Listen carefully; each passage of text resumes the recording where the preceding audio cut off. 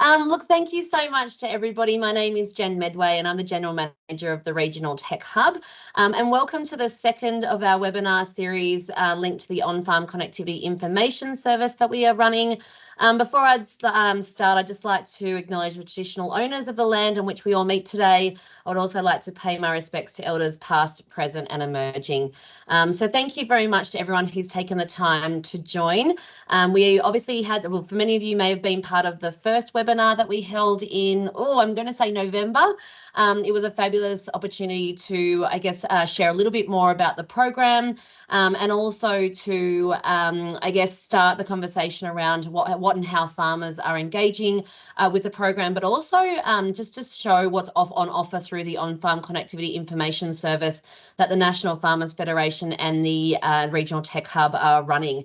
So just as a heads up, and we'll hear from the department, obviously, we actually don't have anything really to do with the program except to offer a fabulous service that it's completely free and completely independent to people who are wanting to ask any questions at all about the on-farm connectivity space. And specifically, I think we're covering things around eligibility, particularly because we're engaging with the department on that side, but also really an opportunity to ask questions around what isn't you can fund, some ideas around what others are doing, and potentially may have some questions around the specific technologies. And really no questions is a silly one. So please feel free to reach out to our service. There's lots of different ways that you can get in touch with us. We've got a 1-800 number. We've got a website full of resources. You can book in an appointment at a specific time for our team to give you a call, or you can simply fill out a form and just basically give us some outline of what you're after, and we can certainly get back to you. So absolutely, I just need to keep saying this, free and independent. So please use that service if you have any questions at all. So we will be hearing from the department in a little bit about where the program is up to, and I don't want to do a bit of a spoiler, but there is still lots of funding available in round one. So if you're thinking that you need to, there is still opportunity there to have those conversations with suppliers and to think about what you may or may not want to be putting through as a potential project through the program. And we'll also be hearing from Jason will lead a conversation with some suppliers. And look, the idea is not about promotion. So you're not going to hear from just three suppliers. I think there's about 77 suppliers on the list. So what we did is we went out to the suppliers, and it was a bit of a first in, first dressed, unfortunately, given there was that many. But the idea for this webinar was really, I guess, stemming from the fact that we heard about what the program was about. This webinar in particular is focused on the suppliers side of things in terms of what they're seeing coming through, what are some of the opportunities and challenges they're experiencing with the program, specifically around how they're engaging with some of the producers that they're working with, and some of the tips and tricks and other things that they are coming across. So it really is an opportunity to not really hear about the projects themselves or the specific technologies that they're offering, but more around their engagement. And certainly, there's an opportunity afterwards if you need for us to connect you with any of the other suppliers that you may want to have that conversation with. We actually are at this stage planning on holding a third webinar. That webinar will be hearing from some of the producers that have actually gone through the program and adopted connectivity on their farm.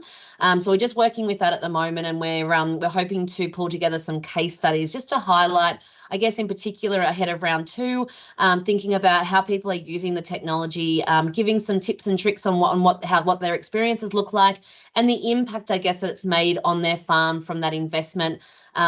It's really important. Obviously, I'm a farmer myself. We've come at it with a fairly narrow lens in what's possible, but just experiencing and understanding and thinking about how other farmers are using on-farm connectivity has certainly opened my eyes in terms of what's possible on our farm, and hopefully that will be an opportunity that may be of interest to you as well. So please keep an eye out in terms of what the other alternatives for that webinar, but it's likely to probably be in another month or so.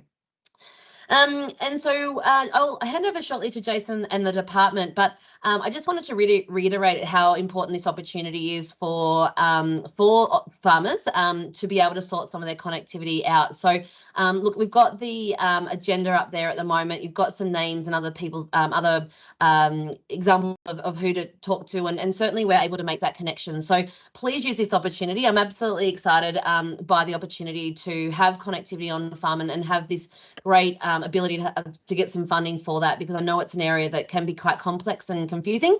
And we certainly hear that on a daily basis. So you aren't alone if that is a case. You're sitting there going, I don't know where to start, or the technology is confusing, or do I need this type of system or that type of system? There is that opportunity to ask those questions of us. So please reach out to the Regional Tech Hub at any stage if we can help you out with that. So, well, just in terms of that last webinar, sorry, the last thing I wanted to say about that, I forgot to mention it earlier. We've actually had 350 website views of that last webinar. So certainly if you're looking to, if this is your first time hearing about the program, or you want to know more, there is that on our YouTube, and we can potentially pop the link into the chat. Please go and revisit that webinar, because it really did outline exactly what the program is about, what that eligibility looked like, and potentially the opportunity to engage more strongly with the program. So please go and check that out. I didn't realize that people went back and looked at webinars, but it turns out they do. So please be one of those people if that's what you would like to do. And also, we've had about, on a monthly basis, we're getting about 2,000 people visit the website, the On-Farm Connectivity Information Service, which is run by the National Farmers Federation. We're getting about 2,000 hits a month. So again, please don't feel like you're alone in this quite confusing space. There are a lot of resources available on that site. So please go and visit that. It's literally, if you go and visit the Regional Tech Hub website, there's a link at the top directly onto the on-farm connectivity page. So, yeah, I guess just as farmers, we often think that, oh, we're the only ones that don't know this. And I just wanted to impress upon the people on this call that that's actually not the case. And there's a plethora of suppliers out there to help support that journey, that if you wanted to go down that path. Okay. So hopefully it works right now. Jen, you're probably spotlighted as well, but that's okay. We'll just leave you up in the corner. So hello, Tom. How are you going here? I'm going very well, thank you. Great to hear from you. So, Tom, could you please give us a little bit of information, I guess a 2-minute introduction of yourself and the company that you also represent?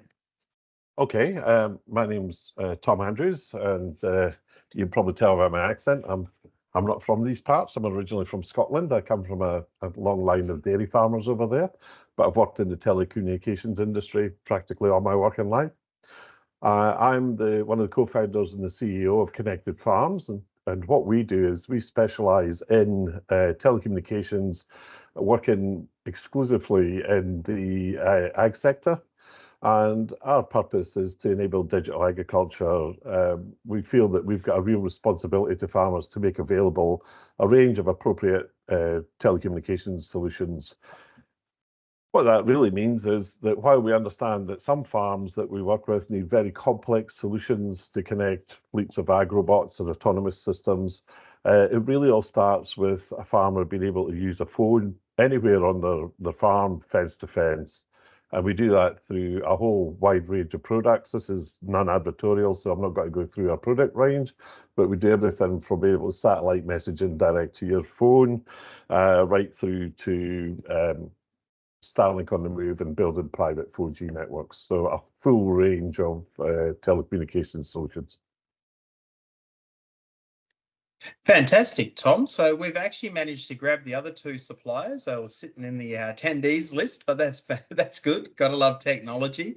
So while we're here, we'll grab John and John Hill. Do you want to introduce yourself and just a little 2-minute spill about who you represent? Yeah, for sure. Yeah, g'day everyone. Thanks for joining us. I'm John Hill, and along with my brothers, we run Land Watch Australia. And in short, Land Watch is a company that uses cameras on outback cattle stations and farms all across the country, just to provide that little bit of peace of mind and really just enable anyone to watch whatever they want to see. And similar to what Tom was saying, we're able to use the internet from the homestead and take it anywhere across the property. And for us particularly, we use that in order to connect our cameras up. But yeah, long story short, we put cameras anywhere in the world. Fantastic. Great spill there. So Jeff, we've got Jeff here as well. I don't know if Jeff can turn his mic and camera on and see if it works, hopefully. Yes, it did. Yeah, gotta love technology. I found a way of getting around Microsoft Teams. Very good. I wasn't clear how to do that. So Jeff, if you just want to give us a little 2-minute spiel about who you are and guess the company you represent. Sure. We're a small company of software and electrical engineers who design and install monitoring and automation solutions for agricultural businesses. We focus a lot on dairies, poultry, cold storage, horticulture, irrigation, and a few other things, but basically it's to help integrate sensors into common dashboards and work with the farmers on automating a lot of their operations. Awesome. So we can hear there's a very wide range of, I guess, suppliers on this program. And I thought it was important to try and find a wide range to come on here and have a chat about, because I think everyone's experiences have been different with the program, including the primary producers. I think I've spoken to about 250 of them now. So yeah, there's been a wide range of experiences, which is great. So what I will do is I'll grab Tom first. So the first question I have is, what should producers think about before contacting you? Are there key questions you need to know to get the best result for them? Yeah, absolutely. And I think there's a few things we'd encourage producers to do. And first of all, I think they need to think about where they are now on their digital journey and where they want to get to. Not just next year, but maybe 5 years down the track. What are they thinking about in terms of systems? And what they're actually going to be looking at, because it makes sense to have that forward-looking to make sure things like cameras and so on, they have provisioned properly now as they go forward. From a telecommunications side of it, what we are seeing is, and what we'd encourage all producers to think about is, a few years ago, it was all about just getting connectivity to the farm office, farmhouse. That's basically been done with NBN and more so Starlink now, but we'd encourage all producers to have a little think about resiliency, having a backup system, and what they're going to do if we've seen with unfortunate natural disasters that towers are taken out, services can go down. What is the backup plan? Because farmers have become more dependent on that digital ag. They're using it more, and it makes sense to have a resiliency plan. Yeah, perfect. That's definitely something to think about, isn't it? That resiliency is a really major issue. So, Tom, I guess a lot of questions I get around is around with the connectivity. Do you still see a lot of suppliers asking you to come out and have a look at their property to try and set up, to think about that, how to do the connectivity? Yeah, we do, and we've managed to develop a lot of our systems. So we have quite complex mapping systems, and we have radio engineers. So a lot of it starts with an analysis of maps of the farm to see what's available. So we may be able to use some existing mobile coverage or some other form of coverage and maximize their ability to use what's already there before we get into the stage of looking at developing our own systems. And that then has taken out a lot of the need to go out and do drive testing around farms and that. But that eventually still comes part of it, that we do, if we're going to be setting up infrastructure, we do need to go and see what's already there. When it comes to actual the deployment of the technology, farmers are an incredible inventive bunch of people, and they can do quite complex installs. But technology now is getting more towards plug and play, so it's actually quite easy for them to install most systems themselves. Obviously, when it comes to elements like the Starlinks on the move, we offer a fully managed service for that, so we have to integrate them. There's an awful lot goes on in the back end, not just bolting it on the roof of a tractor. And the same if we were building private 4G networks, obviously we're building towers and things like that. So that's a bit more specialized. But the general stuff, more and more of it is becoming plug and play, very easy to deploy. But as always, and I think everybody will be the same, all suppliers will have the ability to do it for them if it's needed. Fantastic. So, John, I'll ask, I guess that's almost leads into my second question here. So as a supplier, are you finding that farmers still need that intensive help to set up the equipment? So Tom's saying there a lot of the equipment now is plug and play, but I do still hear a lot of farmers when they ring me up are really, you know, they want someone to come out and help them. They're really unsure about, you know, going down that path of trying to make it work themselves. Yeah, we really find it goes a couple of ways. Like there's some people out there, some of the producers that they just have a love for technology and for innovative things, and they want to have a crack themselves. And that's great. We're there to support them. But sometimes they just want to focus on what they do best, growing cattle or growing crops or doing what they've been doing. And I think the big thing for other suppliers to remember is that we don't need to expect them to be tech experts. If anything, we're happy for them not to be, and leave the tech stuff to Tom and Jeff, so that they can continue doing what they're doing. And I think that's sometimes can be a limiting factor to get into ag tech, is feeling like, hey, do I need to go get a master's degree in electronical engineering or something? Whereas really, no, like that's fine. As Tom said, a lot of it's plug and play. And if it's not, then there's people out there like ourselves and like these other guys that will do the full install, set everything up, give you the training so that you can just use it. In the same way that you don't need to know how your iPhone operates, you just want to know how to use it. Fantastic. So I guess, Jeff, over there, I spoke to you earlier this week, and with your sort of systems, they're a lot more intensive, I guess, in the setup and the installation, with the idea of full automation and dashboards. Can you have a chat, I guess, your opinion on that, your thoughts? Well, most of our systems, we're not expecting the farmer to have ever had any experience with them. But the trouble is we have to have a thorough understanding of what the farm does, what they need out of the technology. Then it's up to us to put that technology together. Now, some of the stuff, yeah, it's easy. You just turn it on and it works. But a lot of other stuff is interactions with pumps, motors, switchboards. There's a lot of electrical connectivity that even we need assistance from electricians with as well. So it is tech, and we don't expect our customers to know too much about the system, but we do need to work with them. Yeah. I guess that's the biggest thing, isn't it? I guess a lot of times people, farmers come to you and they say, oh, we want this to do that. And then when you start digging into it more, it's like, okay, you want it to do this, but you also need it to do these other 5, 6, 7 different functions as well. Well, no, more than that, what happens is they don't know what to expect, and it's very difficult to explain what they can get. So you've got to put something in, get it working. Within a few months, they start to say, what about these pumps? What about these motors? What about that shed? What about those lights? It starts to generate its own business and complexity over time. Yeah, definitely.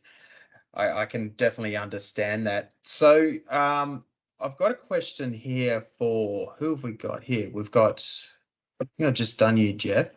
So how about you, Tom? Can you give me an interesting example of a producer using the on-farm connectivity grant to use the equipment you supply?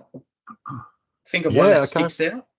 Yeah, we've got one which started as a the initial inquiry was, and it's just exactly what Jeff has said about how things can grow like Topsy.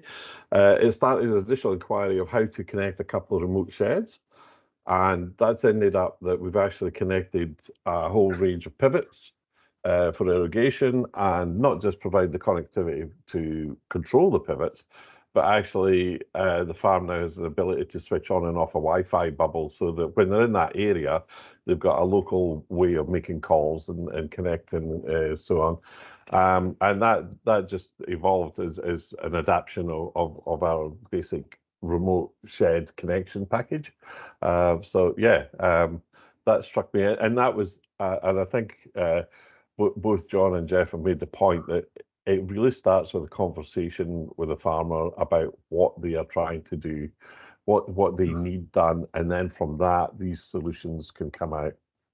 Yeah, definitely. So John, I think I was talking to you earlier in the week as well. I know you were giving me a great example about, I guess, the lengths you go to try and get these systems up and running in very remote places. You're giving me a chat about, I think it was, how many million acres or something, station in WA that you're looking at doing a system? Yeah, that's it. I think it was just over 1 million acres in the middle of WA, and just a remote as sort of location. But for them, well, once we started chatting about what was like potentially available for them, then it came that what they were trying to achieve was just to monitor cattle at a water trap rather than driving the 3-hour trip out there to check them. And they thought they're going to have to put like a big Starlink device right out there on every water trap, which would just go an insane amount of cost. But yeah, utilizing some of the links that we do and putting it through the grant, they were able to end up with actually a pretty cost-effective solution that is going to save them huge labor hours and fuel costs.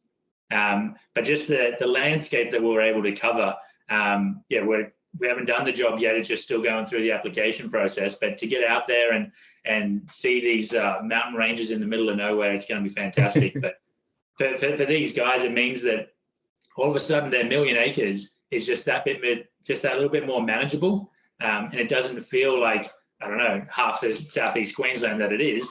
It feels like, okay, this is a place that we don't need all these outstations necessarily. We can manage it all from here. They'll have their computer screen up in the office, just watching all the water traps in a live view. So, yeah, in that regard, the grant's been a bit of a game changer for them.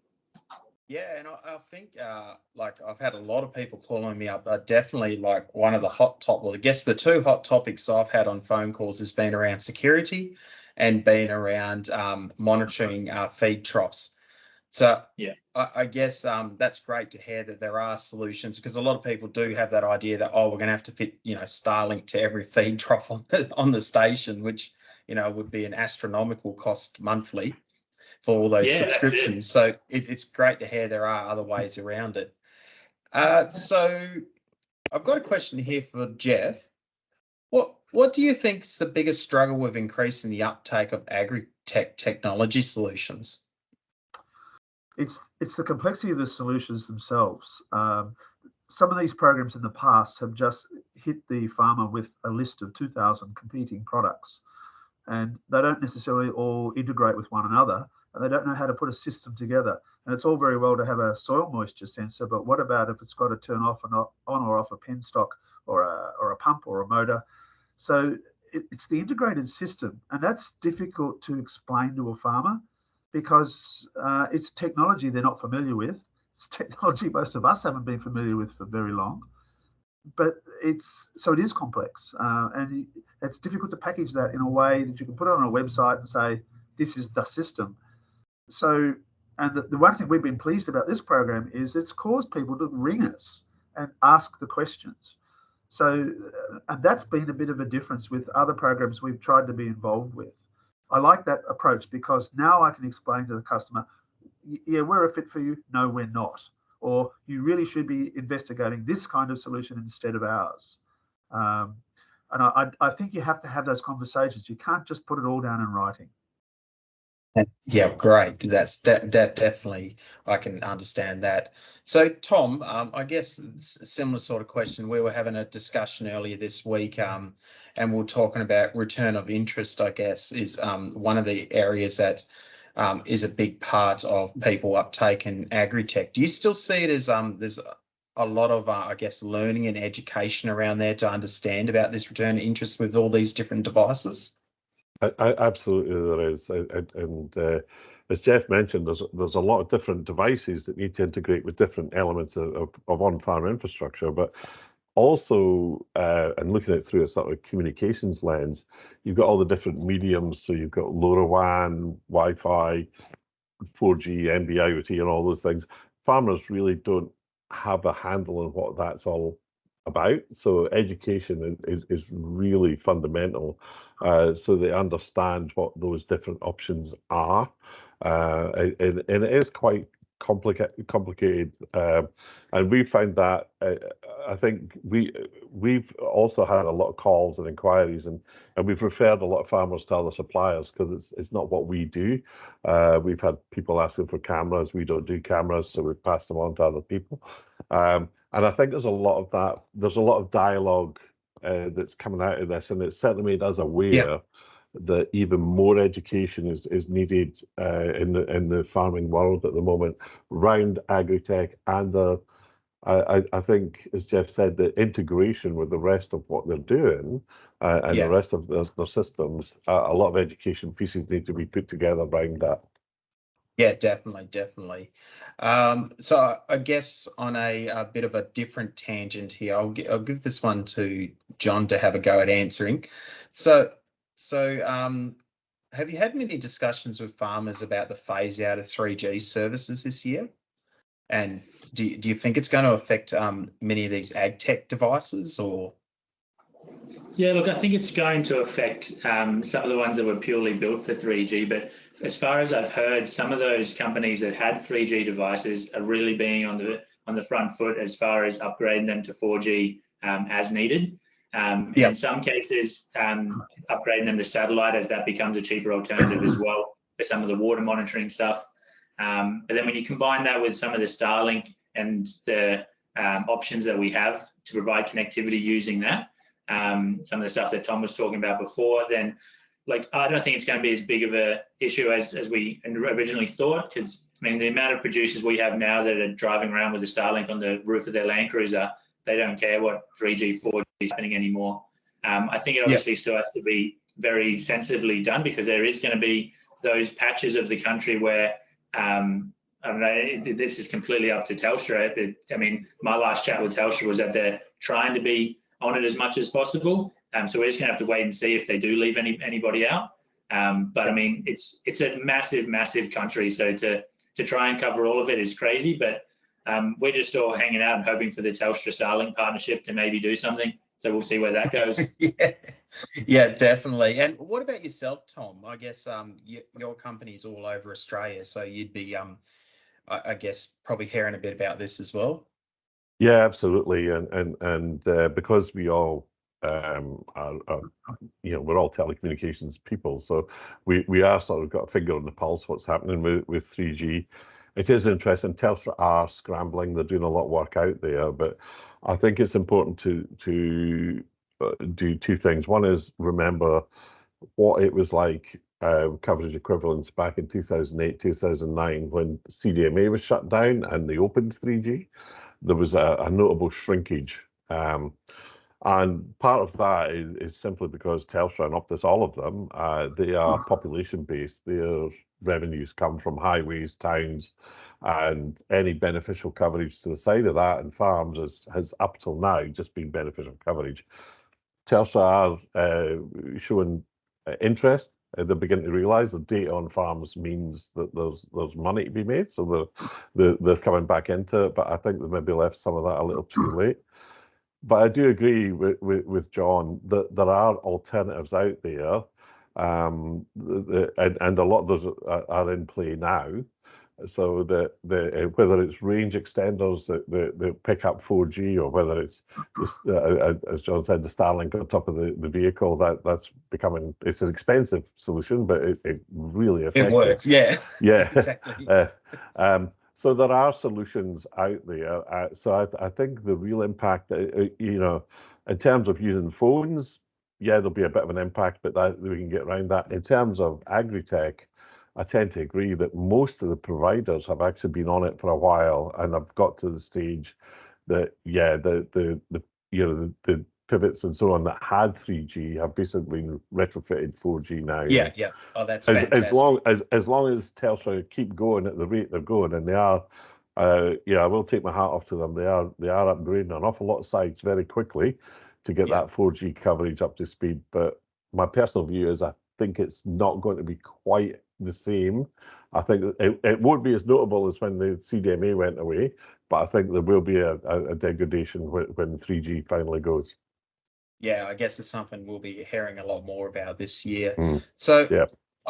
I'll come to the last question I have here, which I'll throw around to everyone, and I'll start with you first, John. So what advice would you give to suppliers that are interested in being in round two?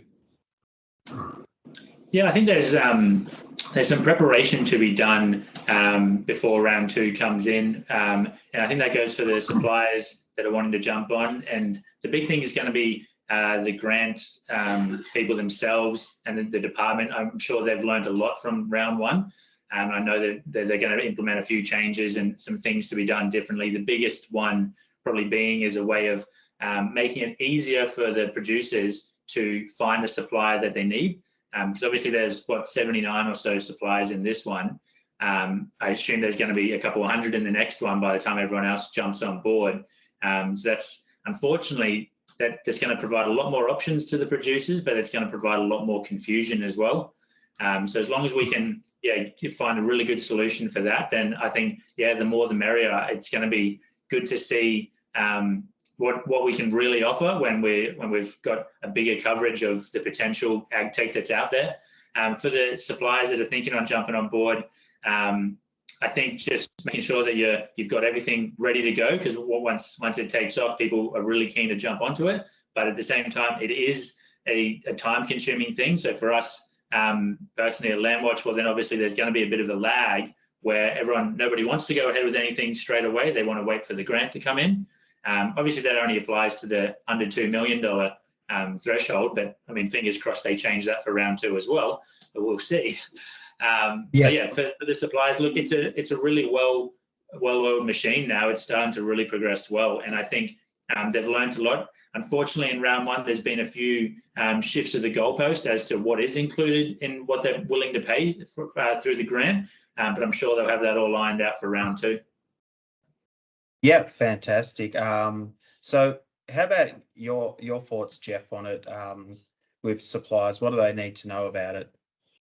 Well, the first thing is you have to be ready for the phone calls, which means that you should have your brochures handy to email out.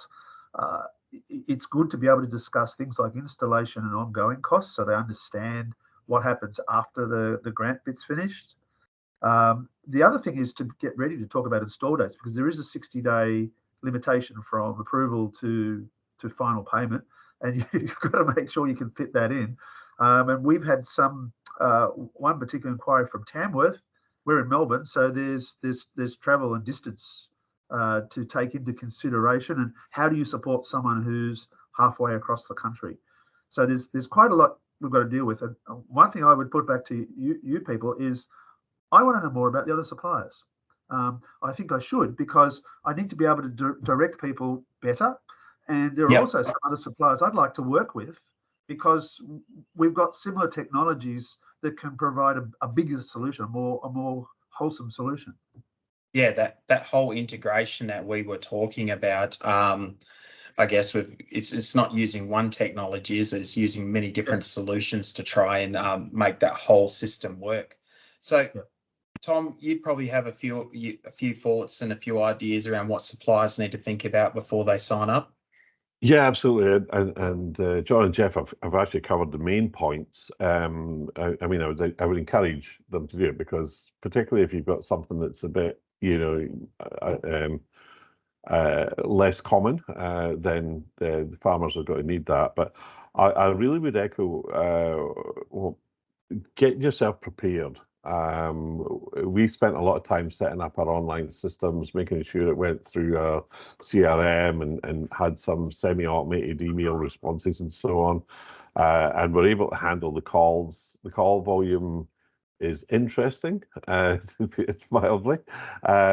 And it comes in peaks and troughs, and just be able to handle that and realize that not every farmer who's going to get on the phone or send an inquiry in understands exactly what you as a supplier does, and you may end up referring, as I said earlier, you may end up referring them to another supplier. And I think all suppliers have got a moral obligation to do that, not just leave the farmer hanging. We've got an obligation to make sure the farmers, as best we can, steer them in the right direction of what they're looking for. But to echo the main point of that is, we don't know who all the other suppliers are and what they do. So a bit more knowledge sharing for the suppliers would actually help us be able to, and we see that where we provide connectivity, the farmer may then also want sensors, they may want cameras, they may want a whole range of other things, and it's making sure that package can be put together. I'm not quite sure who's responsible to do that, but unfortunately it's on the farm at the moment. But I think as suppliers, we should be prepared to integrate and work better together. Yeah. And I think I could add a little bit there to that question as well. I guess with all the questions I've been getting, I've had a lot of suppliers contacting me and also, I guess, speaking to all these different primary producers and the struggle, and even the struggle I had, like when I first started doing this role, I went through and looked at 77 different websites, and some of them are great and some were very difficult to find out what they did. And I guess I think my biggest advice to suppliers would be you really do need to explain what your technology is. What are you solving? What are your products that are for sale? I think some of them are really good where they list out, some sites list out every product they have for sale through the program. They have a very straightforward, they have a pop-up, another page that pops up and it gives that information out. I understand some suppliers are doing pretty much everything they do is covered, but there are other suppliers that, are only doing a few products out of their huge range of products, which does make it harder for primary producers to understand what people are doing. So I think these are all been really good lessons that we've all learned for round 2 to make it even better. And I know the department is really keen to hear that feedback so they can make this round 2 even better than the first round, without forgetting that we do need to spend that first amount of money. So it is important that we get through that $15 million, of which there is about $7.5 million left. Okay, so what I'm going to do here now is I'm going to wrap up this chat with you guys, and I'm going to get Lorena to come on and have a chat to her about the department. Then Jason, we'll do the. Sorry, can I just jump in there 2 seconds? Yeah. Sorry, there's just a question there from Steve. While we just got the panelists, if you wouldn't mind, so just on that. So the question from Steve was, and I'm not sure who on the panel can answer it, but what can we expect from the coming Telstra Starlink hookup? I'm not sure if anybody's in a position there to have that conversation. That sounds like a Tom question. Yeah, I could take a stab at that. There's a couple of things going on with Starlink at the moment. The Telstra arrangement, as it sits at the moment, seems to be, and nobody really knows because they're keeping it very tight to themselves. It seems to be more that they're just going to become a reseller of the residential product. So what's on houses, but that will obviously expand. It will obviously expand into the mobility products and so on. In terms of the Starlink to direct to mobile devices, Optus have the lead on that. But I reckon you could bet London to a brick Telstra will be involved in that at some point.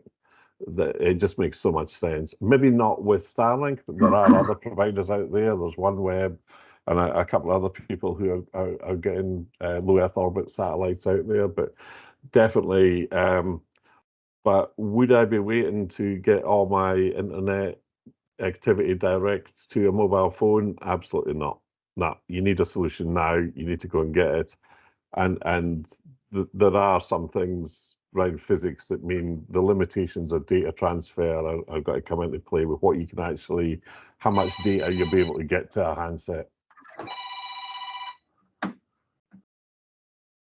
Thank you very much for that, Tom, and I'll hand back over to you, Jason. Just on that, they are offering some business stuff as well. Our understanding is that there'll be more information coming out in March, and Tom, I'm with you. We probably don't have the answers just yet, but it'll be interesting to see how that plays out. So, and just as a shameless plug, the Regional Tech Hub is working really closely with Telstra, Optus, and others on some of that Starlink development. So we will, as soon as we know, and it's available to be circulated, please keep in touch on our stuff as well. So apologies for that plug, but I'll hand back to you, Jason. Thanks for the question, Steve.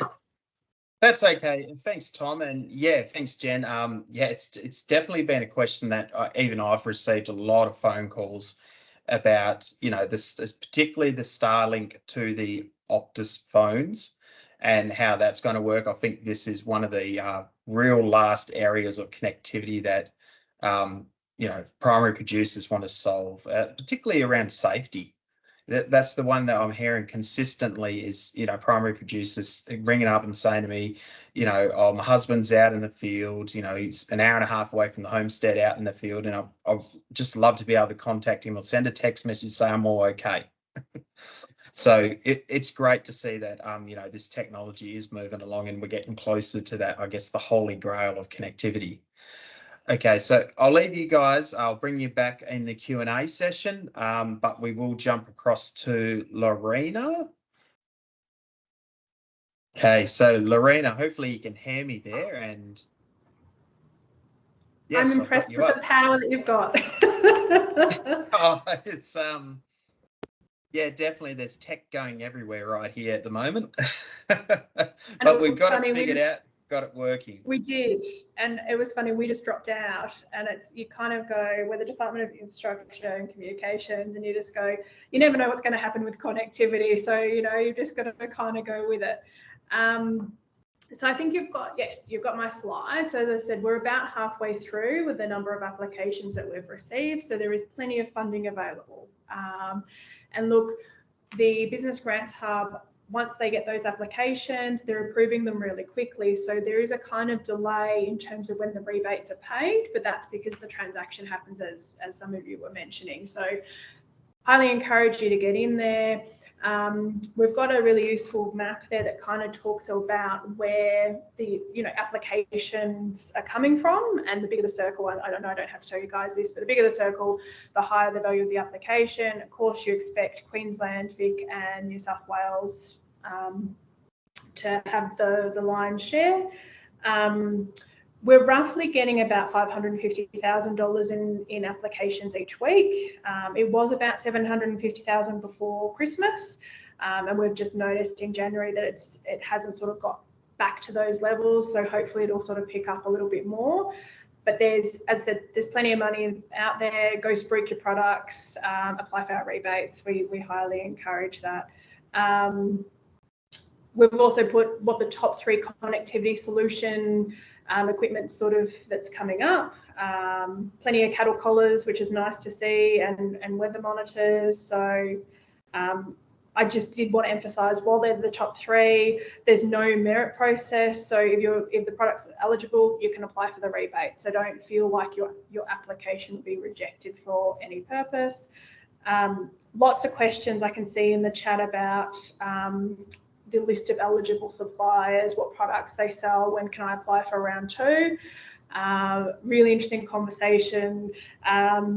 We can't amend the list of suppliers for round 1 due to probity, and we've got to be fair and that sort of thing. But we will communicate in advance of round 2 opening to make sure those who want to participate can. For round 2, as I said, 15 million available.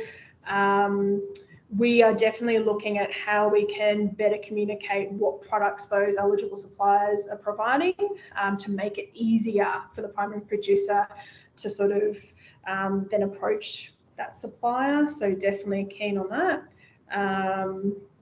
But I think that's all I probably will probably do in terms of the update.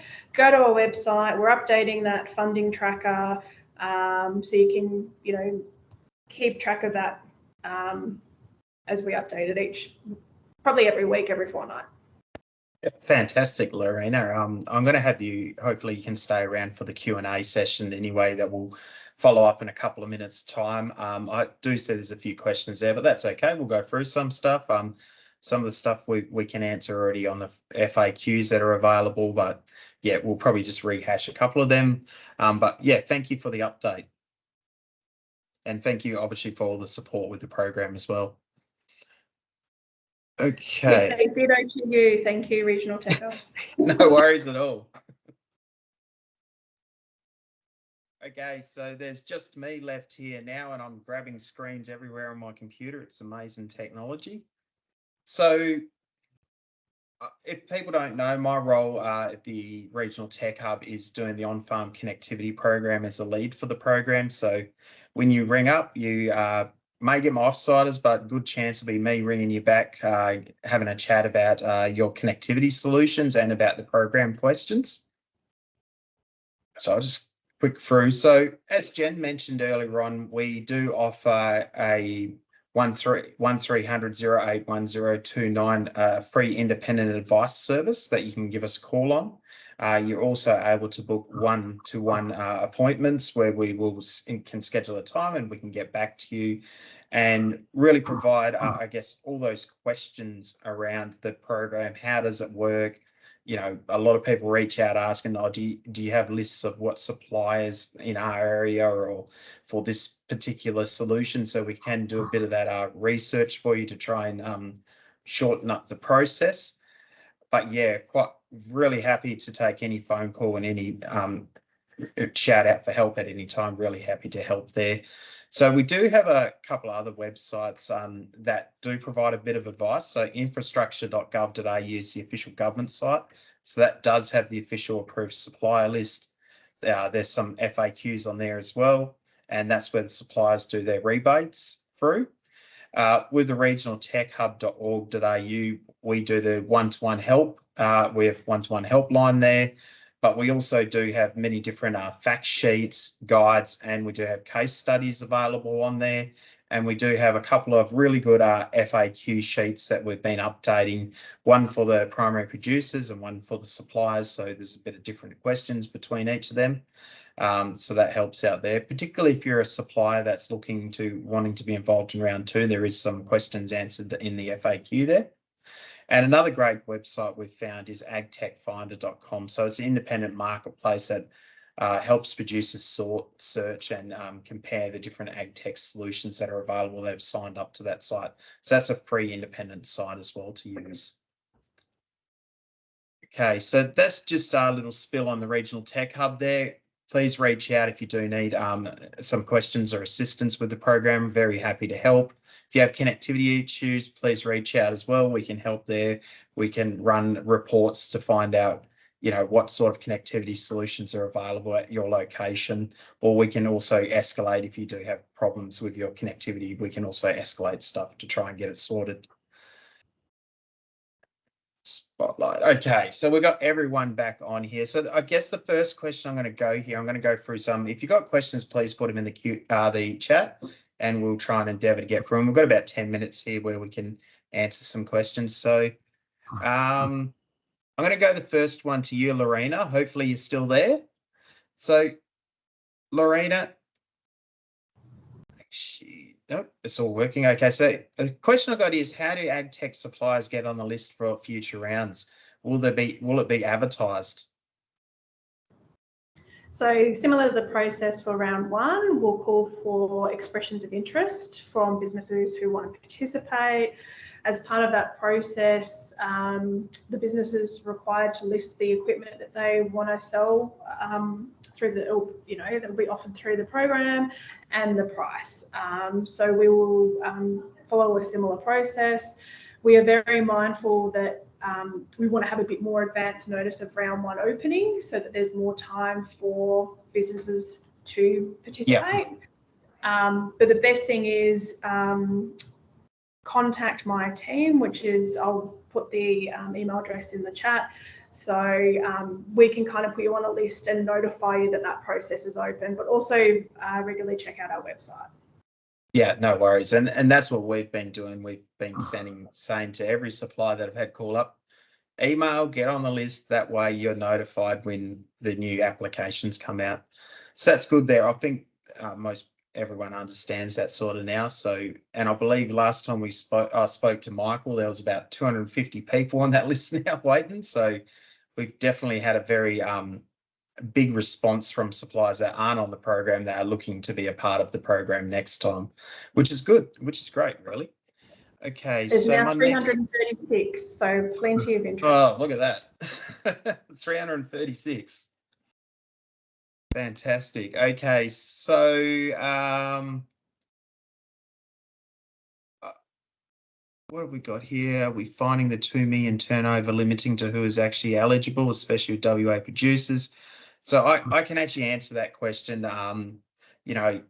Yes, we have had a lot of feedback on that $2 million turnover. The Regional Tech Hub and also the NFF have also advocated, around that issue. So hopefully, fingers crossed, it may be up for the next round. We just got to fingers crossed for that one. But we do understand that it is affecting people, and we also realise that primary producer operations are vary quite a lot in terms of between smaller operations through to your huge broadacre farms, which I know is the issue. It's particularly over in Western Australia here, where they've got really big farms as such. Okay, so my next question here. Jen, if you've got any in there, you Yeah, can see. I might just jump to the bottom one. So, Lorena, this is one for you. What is the Australian government's position on Starlink from a data security perspective? I'm not sure if you'd be able to answer this, Lorena, but I'll ask it and you can tell that answer. Is the government moving in direction of supporting private solutions like Starlink versus funding our own LEO infrastructure via NBN? Is there a public strategy on this broader connectivity infrastructure? That's a curly one. I suspect I know what the answer is going to be, but I'll leave that one up to you.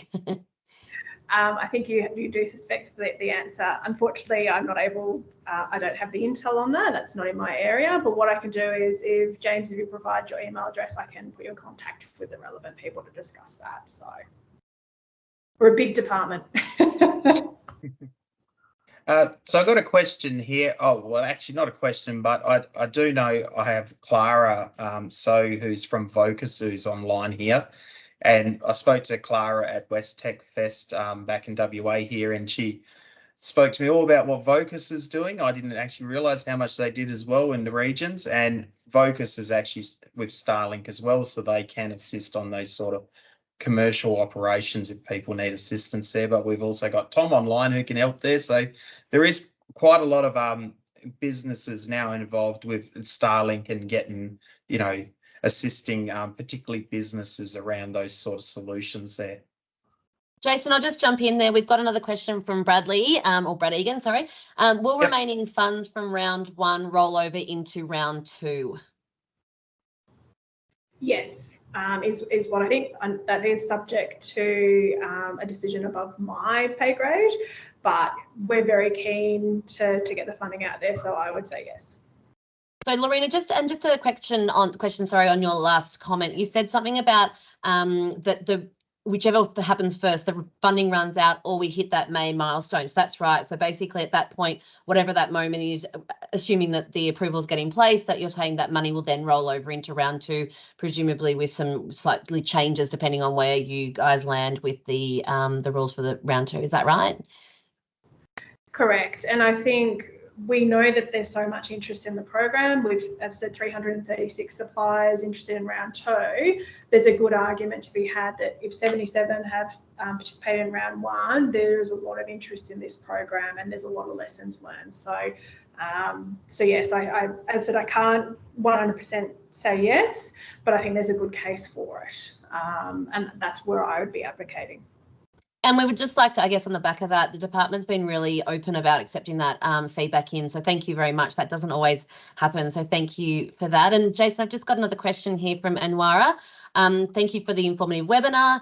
What kind of what kind of technology is offered for the livestock monitoring system? So rather than perhaps going through all the different types, perhaps how would someone find out what are the options for livestock monitoring systems? I think the best one to probably answer that one would be, I reckon Tom or Jeff would probably be able to answer that question. I can start. There's several levels here, because down at the farm level, you could be talking about water temperature, VAT levels, vacuum systems and pumps and motors. But out in the fields, it could be more about water stock water consumption rates, electric fences, movement detectors. There's a whole range of sensors. It's quite broad. Most of us provide quite a lot of that. It's been difficult to put that into the product lists because we didn't want to flood the list with a million things. This round has at least told us the kinds of sensors and technology they're interested in, the kinds of connectivity that will help us refine how we put a submission in for round 2. Just given time, thank you for that, Jeff. And I suspect I might also help answer this question with my next statement. So Maria's asked a question around supplier lists. So for anyone wanting to see the full question, please have a look there. Maria, we've actually, Jason has developed up the department have changed the way they've reported who the suppliers are, but Jason also has a list that we're happy to send out to you. It's not a sort of sanctioned list in terms of we haven't gone out to everyone to get them to confirm it. So we're happy to sort of provide on that basis. So perhaps if you're happy to just either leave your email address there or get in touch with us, we'll happily send you the supplier list that does list out what we think the people are supplying. Although, as I said, there's a caveat around that in terms of we haven't gone back to suppliers to make sure that we've got everything 100%. So please get in touch with us on that front. Just quickly moving on, Jason, we've got a question there from Sonia around a VOCAG in Perth. So there is an ag tech alley and startup alley that they do have. So I'm not sure when you say you guys what that means, but Jason will be heading over to a VOCAG. I'm not sure if the department or for specifically Jeff, John, or Connected Farms are going to be there or not. Yeah, Lorena, do you know if the department's going to have a presence there? Certainly Jason will be there. Unfortunately, I don't think we will be there. Okay, no worries. And we'll, Jeff, John, or I mean, obviously that's a specific question to you guys, but I'm sure a lot of the other suppliers may be there. Given it's over in the west, it's a bit of a trek, but there's our understanding that's really well attended by lots of the startups and ag tech suppliers. So we might leave that one as a comment. And just down to Denise. Oops, sorry. Yep, sorry. Yeah, Denise. I can't tell if you can see the questions, Jason. Yeah, sorry. I can see the questions as well. Okay. So yeah, Denise, we will have a recording. So what we did last time is once Microsoft Teams spat the recording out to us, I went and edited up a little bit, and then we posted it on YouTube and also onto our website. So there will be a copy there. And I believe last time we did send our email out as well to all registered attendees that there was the recording is available. Is there a question? It's not just the list, it's more the program that we want to promote. So we'll try. Okay, yes, Maria, we'll get in contact with you and we'll let you know.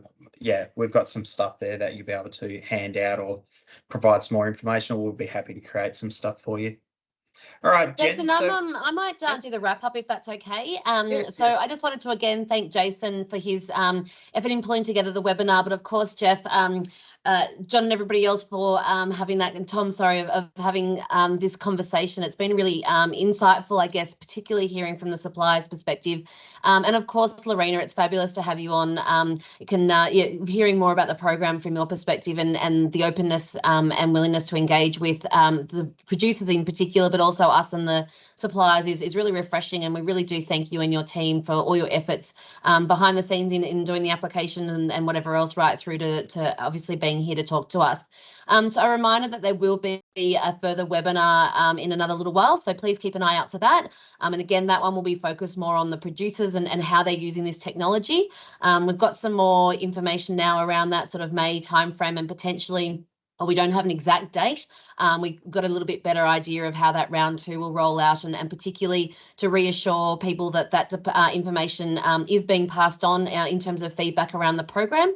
And just again, if you've got questions or if we can help you out in any way with queries about how and who and what and what technologies to apply for through the program, please do reach out to us. We really do offer this free and independent services specifically there for people to have that conversation and make sure that what you are applying for aligns with what you actually need, and certainly there's that support there. I will leave it there. So thank you very much to everyone. We really appreciate your time. And again, we'll flick that email out around with the copy of the webinar. But thank you very much for your time, and particularly to Jason. Thank you, team.